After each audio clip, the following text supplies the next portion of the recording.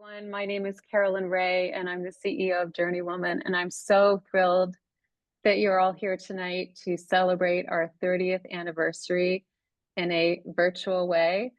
We had earlier this year a physical celebration in Toronto in June at the Bata Shoe Museum, but I thought it would be really important for all of us to get together before the year ended. And what better time than October 30th for our 30th. So here we are. There was really no strategic reason for this date other than that. And I want to start off by asking all of you, and please do feel free to share in the chat. I want to talk about dreams tonight because so much of JourneyWoman for me is a dream come true. And sometimes we think that we have ideas and things that we want to do that can't be attained or can't be done, whether it's traveling or writing a book or even joining a webinar like this. And we give ourselves reasons why. It's too expensive, it's too much trouble, nobody will care.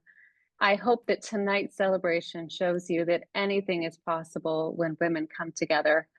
We have women joining from all over the world tonight. You don't all know each other, but you have something in common that supersedes all borders and boundaries.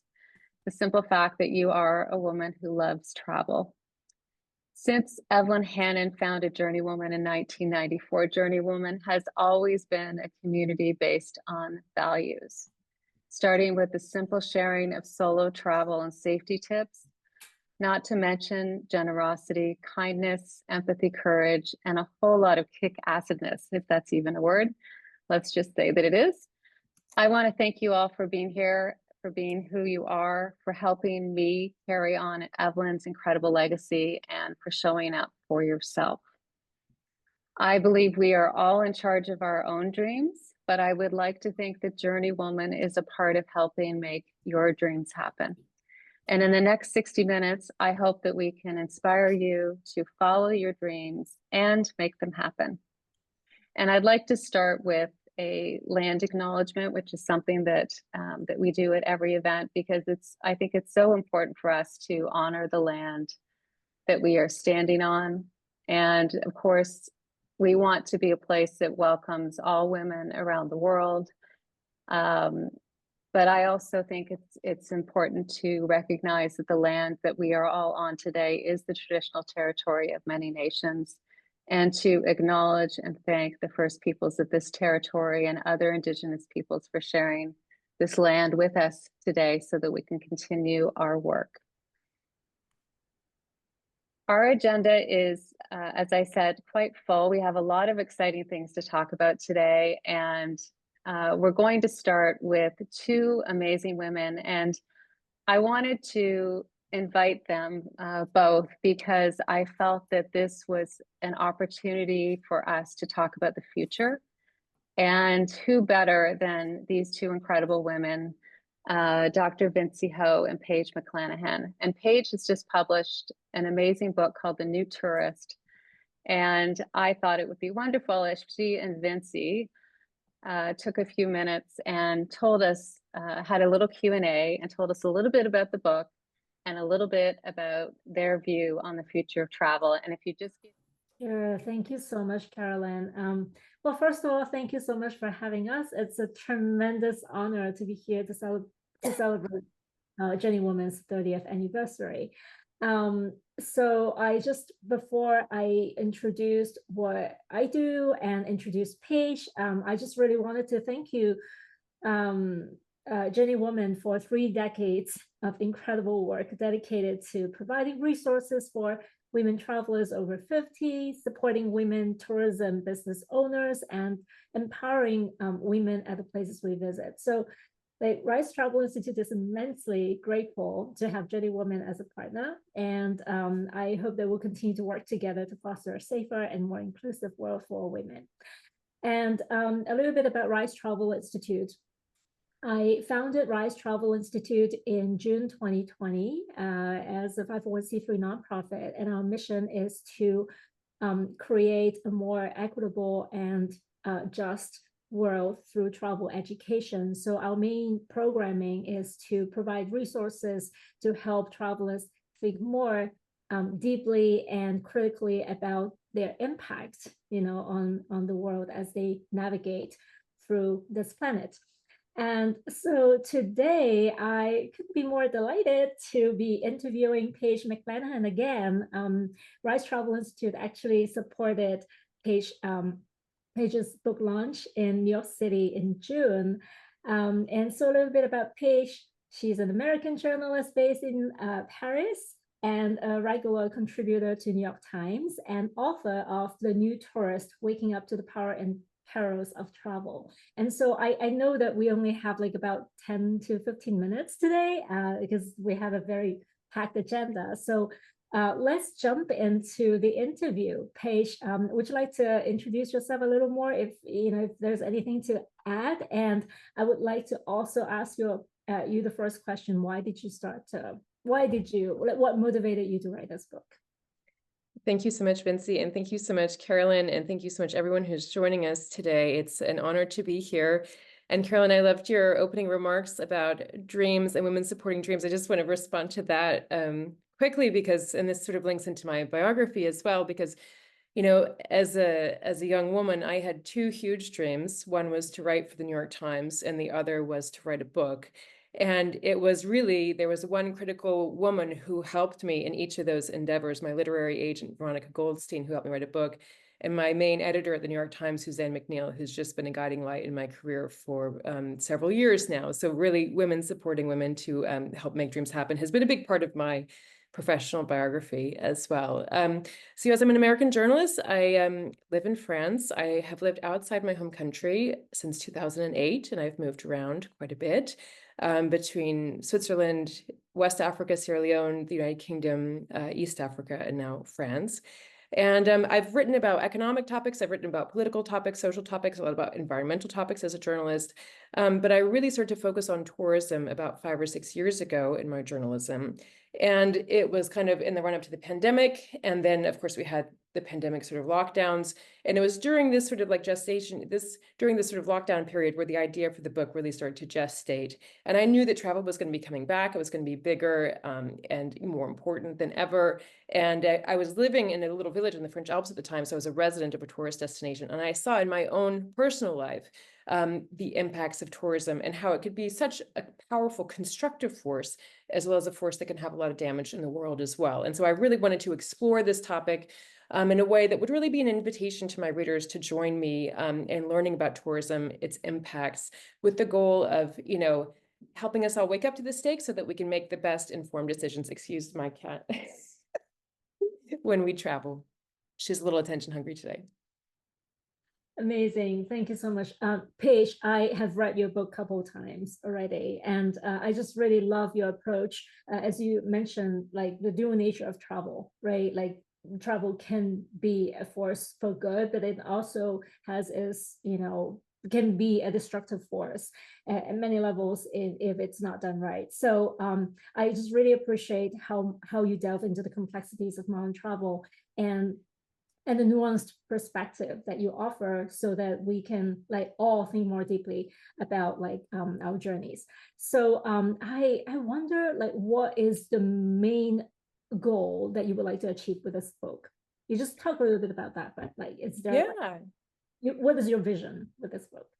My vision is really just to, help people sort of appreciate the stakes of what we do. And one of my goals, which is sort of very much linked to that, is to shake loose some of the stigma we have around the word tourist and tourism, just because I don't think that's particularly helpful. I mean, I think a lot of us, especially, who've been traveling for a while and know how to travel on our own, we think of ourselves as travelers, maybe not necessarily as tourists.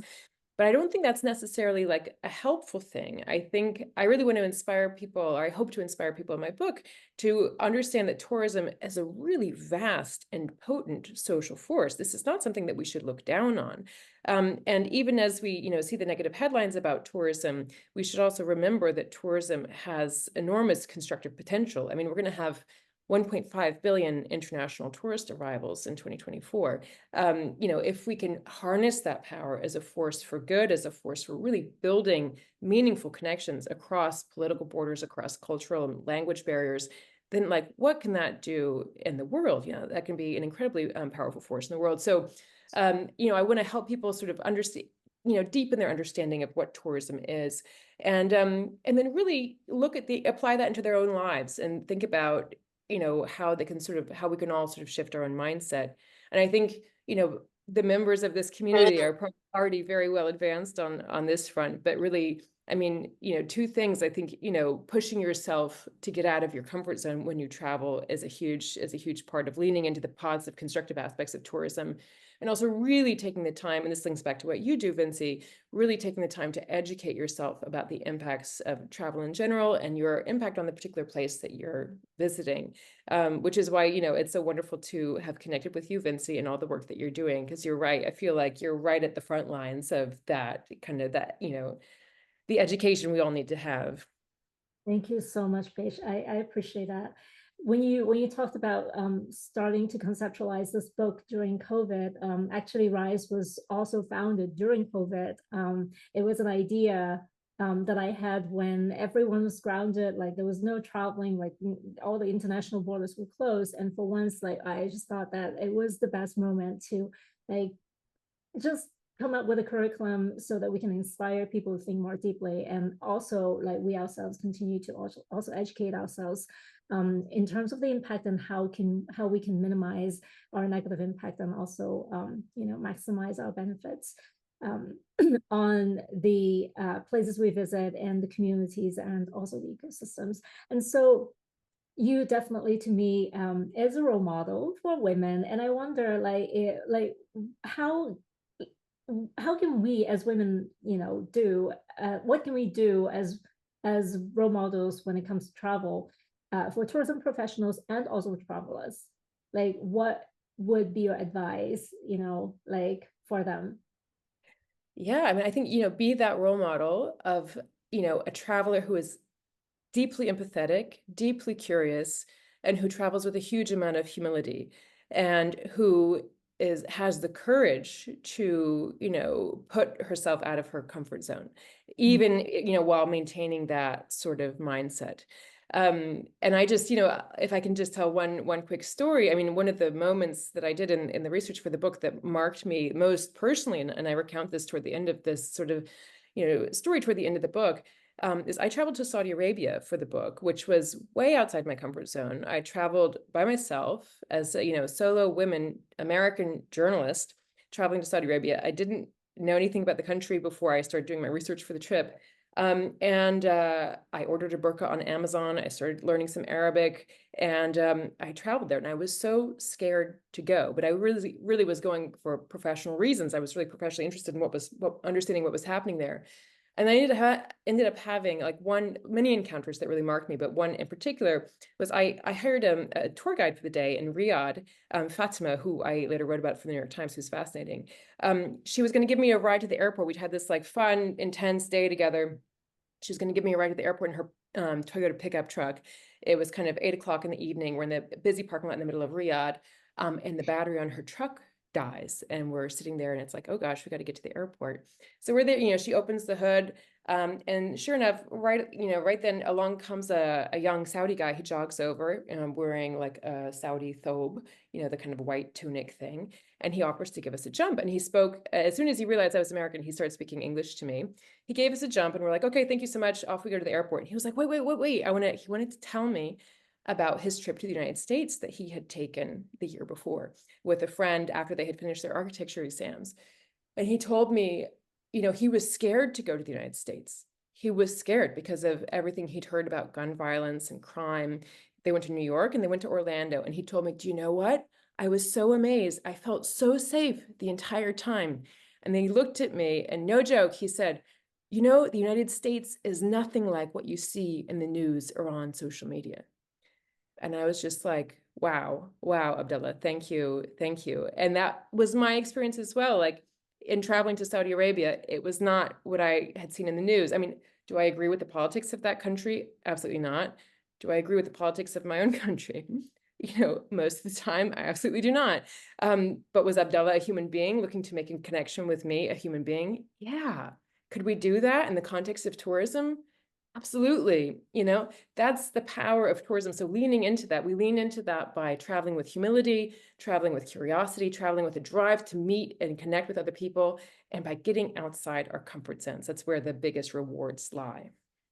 I love that. Traveling with cultural humility, traveling with like curiosity and not with, and well, I think we all have like biases and preconceived notions about what a place or a certain culture is like, but really having that open-mindedness would take us really far, like when it comes to building connections when we travel. So I love that. And what I'm looking at the time, I think we have 2 minutes left. So it's gonna be like, I'm gonna just ask my last question. What would be your advice for tourism professionals? So just now you talked about how we can all do better as travelers, right? And so what about tourism professionals if we really want to help cultivate deep connections between visitors and the locals and foster understanding? So what is your advice on that? Yeah, I would say really lean into connections in the communities where you're working. I mean, I did a talk a few weeks ago with a book club, and it was actually they were all women, and they all work as PR professionals for like a big travel PR company, and they have a book club, and they invited me to speak to them, and they were coming at it from like, they do PR for big hotel chains and stuff like this, and they want to incorporate, and I was like, this is wonderful to have a chance to connect with these women. And we talked about ways that they can do this and how they can pitch this to their big corporate clients. And they talked about some examples, and basically the examples that I could think of and that they were offering up from their clients was really examples of, your hotel building a real authentic connection with a community group or with a community leader, and then helping, bring the tourists, who visit the hotel into contact with that community group, that community leader, that community project, to do so in a way that's on the terms of the community, that's going to support the community. And so they can serve as a link between the tourists and the host, the community hosts, in a way that I think can be really powerful if it's done in the right way. Love that. If we want to do it in the right way, I think we need to really like take into consideration what the host really wants, like how the host wants tourism to be like in their homes, right? And so it's important for us tourism professionals to listen and to make sure that we respect what, the relationship between the communities and their land, and what exactly do they want as tourism to be in their homes. So thank you so much. I really appreciate this conversation. We can spend another 2 hours on this, or maybe more. The first time that I met Paige, we were we met up in a bar in New York, and we talked for about like 5 to 6. I think it was like 5 or 6 hours. We started for a drink at 5, and I think we walked out of there at 11:30. Yeah, a bottle of wine later. No more than that, probably. But anyways, Carolyn, thank you so much for having us today. We would love to be able to have this conversation again, at another occasion, if possible. So that's wonderful. Thank you. This is just the start of the conversation, not the end. And Paige, thank you so much for coming and being able to spend time with us today. And Vinci, wonderful as always. Thank you so much. Yeah. Okay. I hope that gave everyone some food for thought. Please do put any comments in the chat. Let us know what you thought of, what you think of that discussion. And I want to now introduce our advisory council. Oh no, Lola's here, right? Where's Lola? Let's see. Hello. We are going to talk about our new book, because we have a book Yes. coming out. And is Nori here? Nori is here. I'll put Nori on in a second. Lola, please introduce yourself and tell the story of how you and I decided to do this. Absolutely. And good evening, everyone. Well, it's evening for me here in Stockholm, Sweden. Just a real honor to be here amongst you. And So my name is Lola Kimade, and I am an award-winning visual storyteller, a photographer, a travel writer, and I've known Caroline for quite some time, and I was privileged to meet Evelyn as well once. And Caroline and I think we were at a retreat Yeah. in California, and we started talking about just what it means to be, an older, more mature woman in the travel space and how our experiences keep getting pushed away for the shiniest, newest thing. And I come from a culture where we always look to, and I'm using the word elders in context. So in my culture, we look to the elders for guidance, for experience, to learn from them. And as we get older, we're all experienced travelers. And when we see the younger generation making mistakes, we can see it from a mile. But society has said we don't matter. Our voices don't matter anymore once we pass a certain age. And so when we started talking about this, we said, why don't we celebrate the incredible women that have been paving the way for us and for the next generations, to not only celebrate them, give them their flowers, but actually get, life advice from them as well, in terms of being a great traveler, in terms of how we move through the world with respect. And so that's kind of where the idea came about. And yeah, Caroline, you want to kind of take it from So there? Lola and I have been working for at least a year, I would say, on this book. It's called Never Too Late: How Women Travelers Over 50 Are Making the Rules. We just put the article in the chat for you. We are doing this a little bit backwards because it's my first book. It's not your first book, Lola, but it's my first book. And we're publishing this in 3 volumes. So the first volume will be out in November, and in each volume we'll have 10 featured women, along with wisdom from the JourneyWoman community. So in the first book, we have 10 women. And as I said, we are making our rules. Yes, thank you, Tanya. Exactly. Exactly. We're just doing, yeah. And life is busy and we want to have a life. Yes. That would be the other, Yes. and we want to travel. So so we have 10 incredible women who agreed to be in our first volume. We have about 41 women that we have featured in addition to that. And we absolutely love the book. You can see the image of it in the link that we've put in the chat.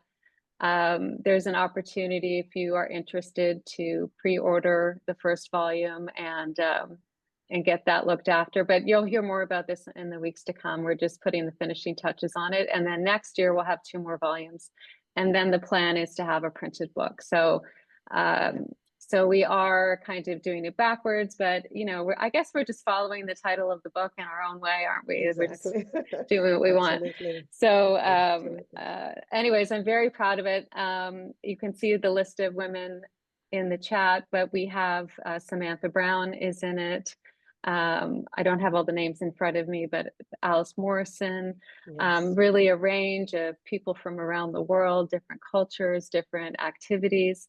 But our intention is to really break stereotypes and show the world that there is such a thing as an active, adventurous woman over 50, and really set a Yes. new standard. So so anyways, we've got some articles there, and I just want to quickly introduce, I saw Nori, I'm going to add you to our spotlight. Nori Quintos from hello, Nori, has written an article for us. Do you want to say hi? Sure. Hi, everyone. Thank you, and congratulations on the 30th anniversary. I feel very grateful that you have invited me to write the foreword in this wonderful book. As a journalist, it's a wonderful opportunity to be able to combine journalism as well as my own travel experiences as a woman to contribute to this book. So congratulations, and I look forward to reading the stories myself. Thank you. And Diana Eden, I'm gonna put you on spotlight. Get ready. Diana has also written an article on for this book, which is talking about the women who came before us. And Diana, do you want to say hi? Am I unmuted? Yes. Hi, everybody. And I am so honored to have a small chapter in this book. I really am. It meant so much to me to be asked and to write it. And I thank Lola and Carolyn for including me. I loved writing the article. It's about adventures women way before JourneyWoman was around. And I'm talking about a century or 2 centuries ago. And it's quite remarkable. And I absolutely loved reading about these women. So I can't wait to see the book and to read it. And I congratulate everybody on producing it. I love the fact that you don't only have dreams, but you make them a reality.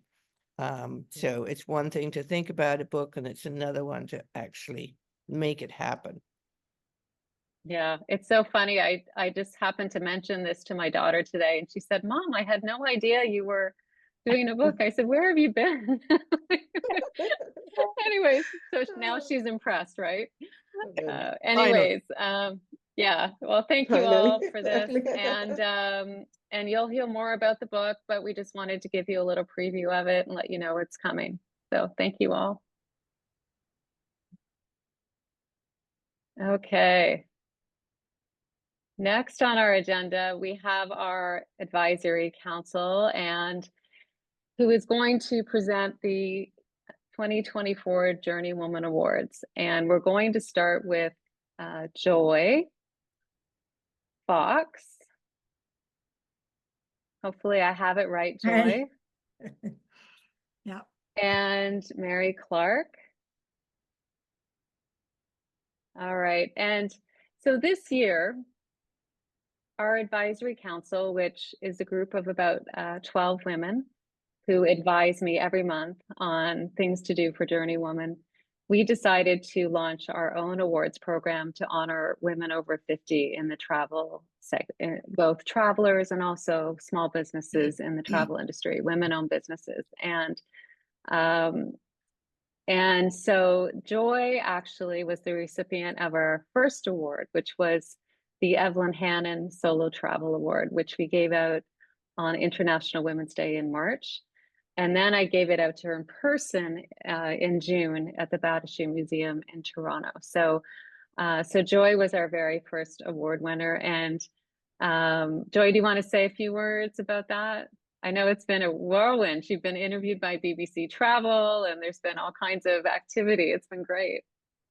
Yeah, since you announced it in March, it was sort of a very exciting few months after that. Things kept happening, and it was like I was in another world. It was not my world at all, you know. Gardening boots and awards, they just kind of don't go together. But it's been very exciting, and I loved the BBC article. I mean, it was just so beautifully done, and you know, the latest one in Peshawar, the women that interviewed me, they were so articulate, and it was just wonderful to talk to them. It was like having a warm hug from these journalists. So it's been quite wonderful. And I don't think it's over, but I'm still sort of on that little cloud and living my life and wondering what's next. I've taken this after the Italian trip in May. I was sick quite a bit after that, but I've taken time to really do a lot of research on exactly where I want to go next. So you know, I've been spending a lot of time talking to people and just finding out my niche for my next trip. And there's a lot of places I want to go, but I don't want to pay a single supplement again. And I can't afford to keep doing that. You know, like 69 years is enough to have been doing that. So I'm not doing it anymore. So that is a lot of research because, you know, you find them and then they want you to book within a week or so, but that doesn't work for me. I want to think ahead a bit, you know, so I'm working on it. But I think after Christmas, I'll definitely be going somewhere. I'm not sure what's going to win out, but something is. So next year I'll be Awesome. traveling. Yeah. But thank Awesome. you very much for So, everything. such a pleasure. Joy and Mary, Dr. Mary Clark, are going to present our very first award, which is the Solo Travel Wisdom Award. And I just want to also say that this has been very participatory, this whole process. We launched it in March. We invited nominations for a few months. Then we shortlisted. Then we went back again and did some more voting and came back with more. We kind of went from 7 or 8 in each category down to 3. And then the advisory council looked at the voting process from everyone who voted and made the final decision. So it's been quite a process, and everyone has participated in it, I think, which is really lovely. And to be honest, we heard of women that I had never heard of, which was exactly what I wanted, to have women that were important be lifted up and celebrated. So that's what we're trying to do with these awards. And I'd love your feedback on what you think. But I think this is really exciting. So I'll turn it over to you two to announce those awards. Thank you, Carolyn. The first award is the JourneyWoman Solo Travel Wisdom Award. And this award is given to a solo traveler over 50, of course, who generously shares her wisdom gained through travel and inspires other women to discover the transformative power of independent travel for women by sharing her stories and experiences. This woman uses her voice to inspire others, challenges status quo thinking, and exemplifies the values of a journeywoman: kind, generous, grateful, and courageous. And our 3 finalists are, finalist number 1 is Adrienne Berg from Palm Springs, California. And through her groundbreaking media platform, The Ageless Traveler, Adrienne empowers 60+ travelers to embark on transformative journeys filled with connection, discovery, and purpose. Adrienne, age 75, has visited 121 countries and has been named a New York Times Age Boom Fellow. Adrienne is also the host and creator of the Mature Market award-winning podcast, Generation Bold, the Fountain of Youth about aging, and the United Nations podcast, On the Ground. And finalist number 2 is Elaine Lee from San Francisco, California. Elaine Lee is the editor of Go Girl. I like that. The Black women's book of travel and adventure, and its sequel, Go Girl 2. The San Francisco Bay Area-based freelance journalist and attorney has visited 69 countries and completed 2 solo trips around the world. Her travel writings have appeared in numerous national magazines, webzines, and anthologies. And finalist number 3 is Jan at Butterfly Tracks. Jan has a YouTube channel about finding personal freedom and living life to the fullest. She is a 73-year-old solo female nomad living and traveling full-time in her 2021 Chrysler Pacifica plug-in hybrid minivan with a no-build and an ocean-themed interior. So these are all 3 wonderful finalists, and I'm very happy to announce that the recipient of the 2024 JourneyWoman Solo Travel Wisdom Award is Adrienne Berg. And are you here, Adrienne? If so, we'd like you to say a few words. I am. Congratulations. I'm so excited. Yay. And I'm so thrilled. And I'll take a minute. First of all, I turned 76, so I'm not 75 anymore. I was when I. And the only thing I would like to say is that everybody in the field of aging knows a study that says if your attitude about aging is good, you'll live 7 years longer. But that's not exactly true. Attitude is not enough. It's what you do because of your positive attitude that makes you live longer. And one of those things is getting out in the world. and loving what you see and making the whole world your second home. And it's been such a privilege for me to be able to do that since I was 11 years old. And other than my family, I have to tell you that travel is my passion. And I just want people as we age, because I'm looking into 77, 87, hopefully 97, to never stop traveling. And I will continue to devote myself to the fact that travel is a big, important thing, as Paige said. It's not just where to eat in Paris. It's who to meet in Saudi Arabia that wants to meet you. And that one connection can change the world. And I'm just so thrilled. This is the best award I've ever had. Thank you, Caroline, for making this happen, and Mary and Joy and everybody else. And whoever is on this is the best hour you're spending this week. So thank you so much. I'm just honored. And I'm surprised because those two dames, they are pretty good. So thank you. Congratulations. I'm going to tell the world. Don't worry about that. Okay. Sean. We need a better IT person. Just give me a moment here. Oh, you're doing great. And Brenda. And that's Brenda. Yay, Brenda got in. And So our next award. Hello, everyone. I'm Shauna Robbins, and our next award, award number 2, is the JourneyWoman Purpose-Driven Entrepreneur Award. So I'm pleased to be able to be a part of this today. Is given to the leader of a women-owned or woman-led business who is over 50 and is intended to support small and medium-sized businesses, entrepreneurs, and women over 50 who have followed their passion and purpose to create a business and service to other women.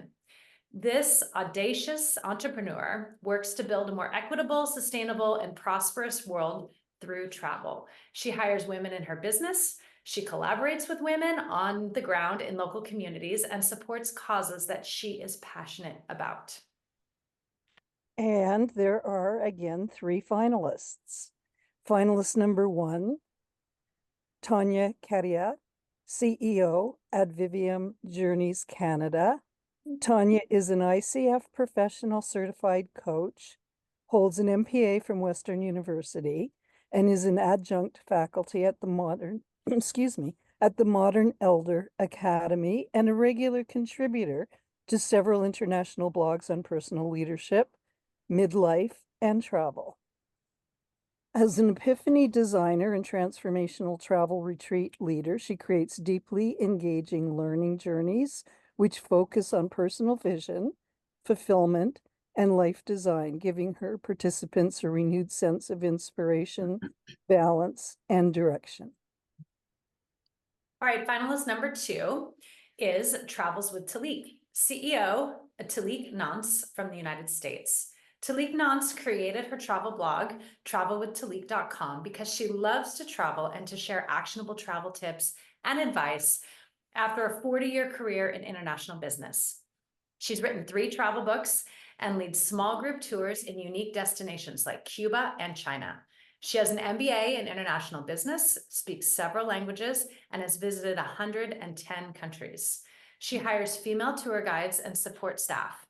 On her Cuba cultural tours and created Bras for Babes, an initiative that collects and donates bras for women's organizations in Cuba. Finalist number 3, Walking Women, Ginny Lunn and Sarah Pease-Watkin of the United Kingdom. Walking Women has a strong legacy spanning more than 20 years. It's been owned and run by sister duo Ginny and Sarah since 2021 and champions women of every stage of the journey.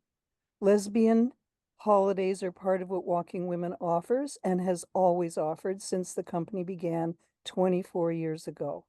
All of their guides around the world are women. 60% of their guides are over 50, and they seek out and showcase women-led businesses, from women winemakers to hosts. All right, so this was a really hard choice, Carolyn. I know it was, because these are all wonderful finalists.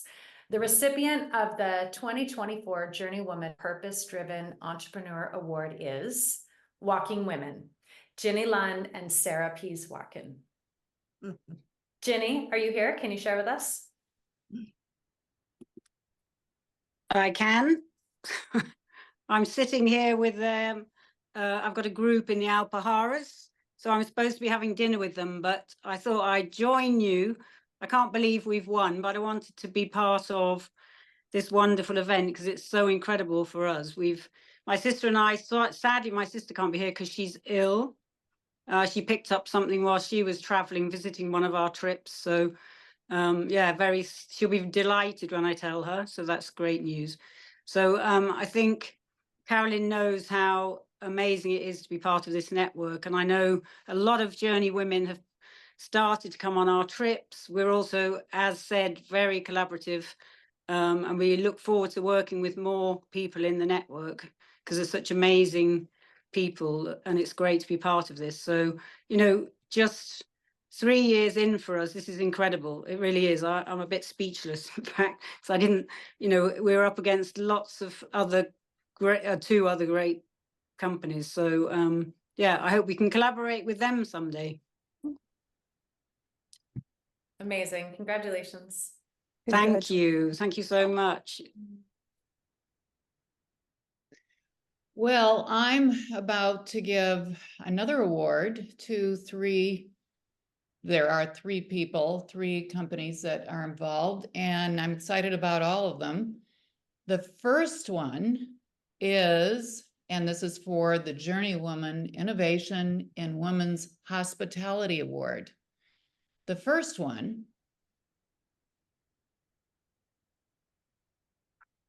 the JourneyWoman Innovation in Women's Hospitality Award is given to a woman who owns or manages an accommodation and creates safe, unique, and memorable experiences for women over 50. Considerations such as mobility, accessibility, and safety are paramount. Just carry on. Okay. Just carry on. Finalist number 1, Maria Jose Andrade, co-owner I'm not doing this justice, Tierra del Volcan and Hacienda El Porvenir, Ecuador. Maria's work history started in 1999 as the co-founder of Tierra del Volcan, a tourism operator specializing in adventure travel in Ecuador. Together with her husband, Jorge Perez, they developed a project in which tourism became a model of sustainable development and an alternative to extensive agriculture practices in the haciendas they run in the buffer zone of Cotopaxi National Park. Currently, she serves as the executive director of Fundación Páramo, a local NGO dedicated to conserving páramos and preserving the cultural heritage of the Cotopaxi region. So finalist number 2, Deborah Zeke, founder, and Sarah Olivia Brightwood, president of Rancho La Puerta, Mexico.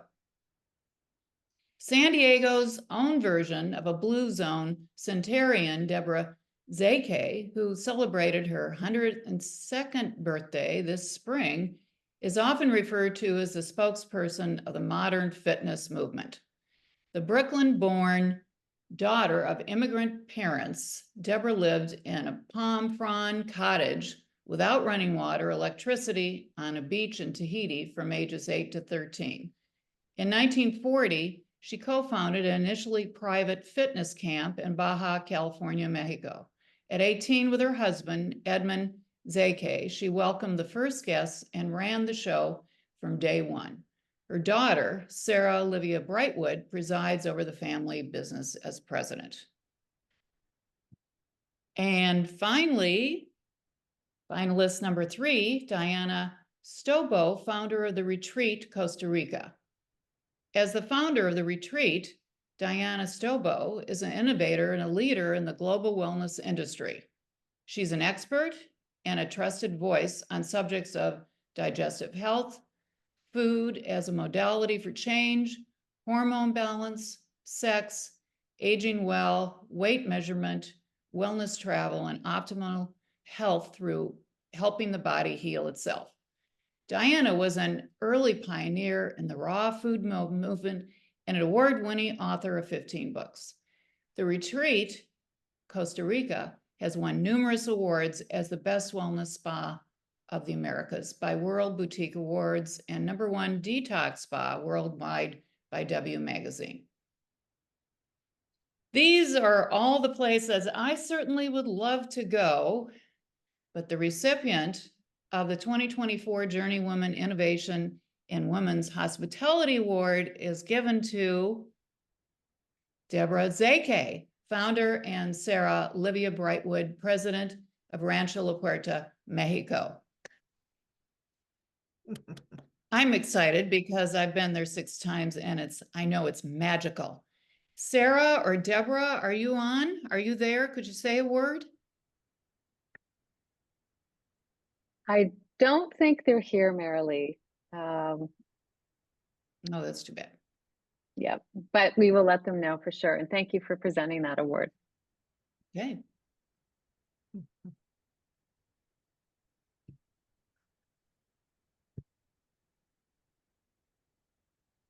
Okay, those were our 3 awards. What do you all think? Isn't this amazing? Should we do this again? Should we do it every year? Why not?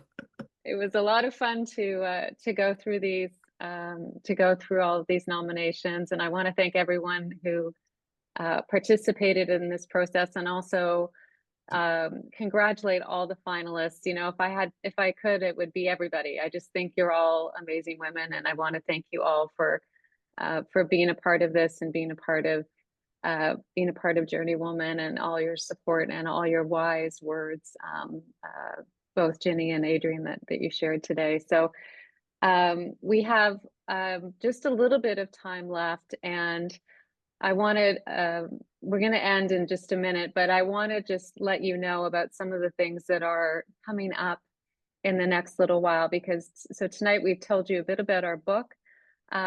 We also have a global survey that will be coming out this weekend. And, you know, the comments about the single supplement and what needs to change in travel, this is what the survey is all about. So I hope you'll take it, share it, encourage other women to use their voices, and hopefully we can get the travel industry to pay attention to this kind of thing. We have a JourneyWoman 30th anniversary trip happening this week in South Africa, which Kathy Wood, who is on our advisory council, is leading that trip. And then we have another one, Northern Lights, happening at the beginning of December. And we have a third one happening in March in India with Mary Ellen Ward and her company, Breathe, Dream, Go. So there are a few of those things coming up. And I just want to remind all of you, whenever you can, to support women-owned businesses. We have some prizes that we wanted to give out today. And I think in the spirit of staying on time, what we will do is a draw, and we will send out the winners afterwards. But we wanted to give out some Sherpani RFID travel bags. And so we'll send that out through email. And then we'll also be sending some JourneyWoman merchandise out to some winners. So both luggage tags, some JourneyWoman luggage tags, and also a bag. And I am hoping Tracy Breeden is going to come back in. She lost her Wi-Fi, and help us close off a little bit, talking about what's happening in the world, because I really respect her perspective. But I do want to say something really, you know, none of us would be here without Evelyn Hannon. And I'm so grateful to her for starting JourneyWoman, you know, so many years ago. But also, I want to thank her daughter, Erica M., who is the person who invited me to take over JourneyWoman and Evelyn's legacy. And, you know, there's nothing more motivating than being asked to do something like this for me. But it is really, I love every single day of this, and I love meeting all of you, and I love traveling and all the things that we're doing. And it is such an important time for women in the world right now, as I'm sure you all know.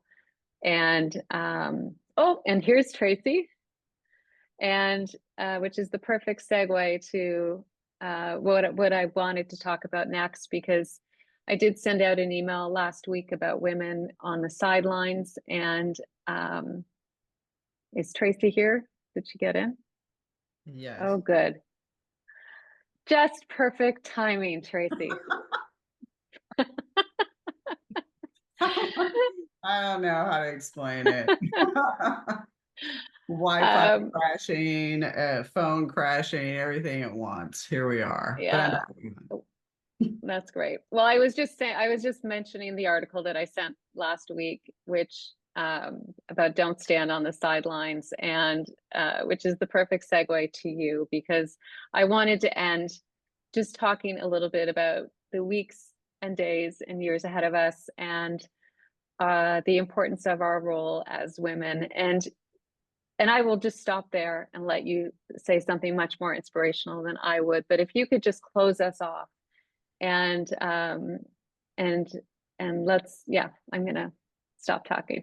Well, you're always inspirational, Carolyn, and thank you for taking a stand with JourneyWoman. I think, you know, we've had so many important moments in our history, and women continue to face, you know, inequities and harm across the world.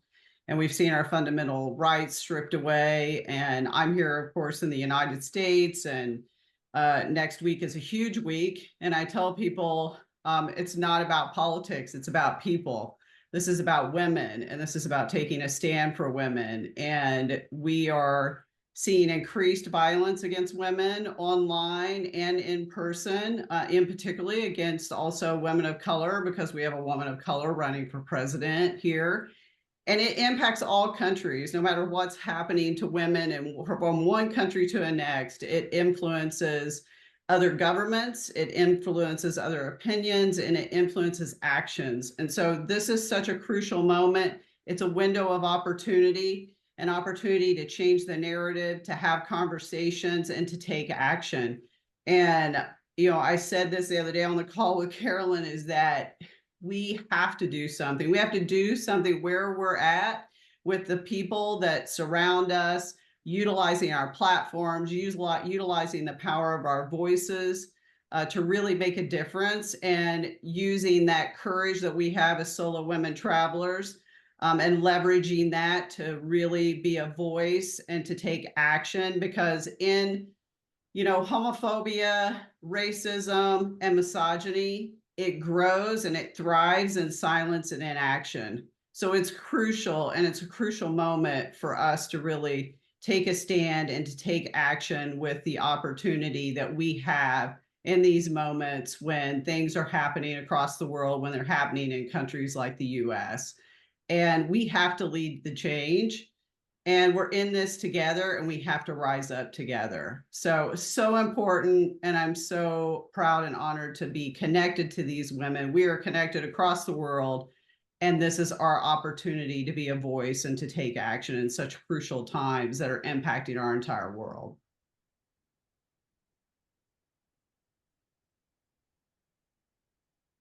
Bam. Thank you, Tracy.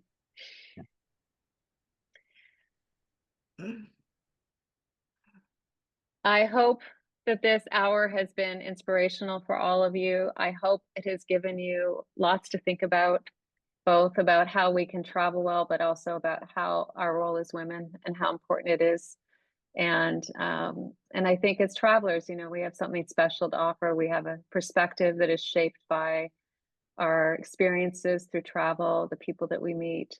And I really think that women can be a force for good. So that's what we wanted to really talk about on tonight's 30th anniversary call. We want to acknowledge and honor the past, but the world is changing, and so must we. So here we go into the next 30 years, and I'll see you on the, what would 30 years from now be? 2054?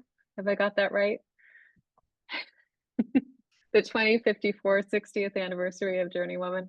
Close enough. Anyways, yeah, thank you all for being here. Thank you for giving us your time, and happy to stay and talk a little longer, put your comments in the chat. But thank you to our advisory council, to Tracy, who's on our advisory council, for sharing her thoughts. I really appreciate all of you.